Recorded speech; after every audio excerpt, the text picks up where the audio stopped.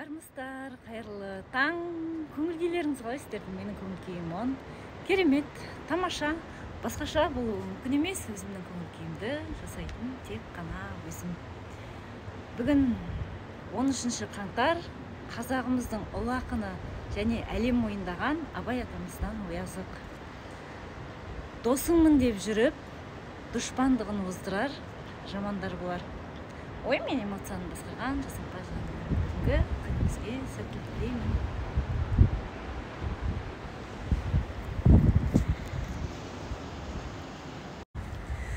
Сондай сіздердің өмірлеріңізде болып көрді ма? Қасыңда доспын деп жүріп, дұшпандығын оздырып жүрген қазір қастарыңызда бар деп ойлайсыздар ма? Жан жағыңызға жақсылап тұрып қарап көріңіздерші. Дұрыстап ойланып, әрбір адамға сыни көзбен қарап, әрбір адамға сыни көзбен қарап, және өзіміз дұрыс деген өмірімізді жүрген кезде, және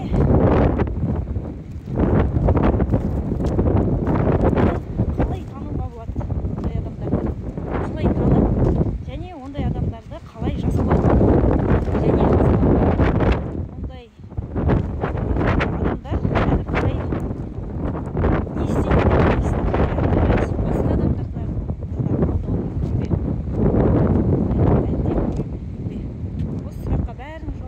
істейді ешкімнің басына өтпеу үшін,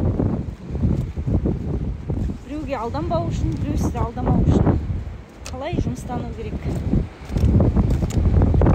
Міне осы туралы сіздерге осылай бергім келеді.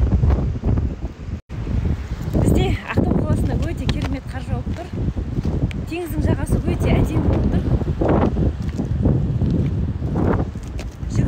Осылай далаға шынығып жүрмін. Осылай бір сағатқа жақын далада осылай жүріп шынығып, жүгіріп, жүріп, тыныс алу техникасын жасап, оязығымды айтып, денсаулыққа депозит салудамын.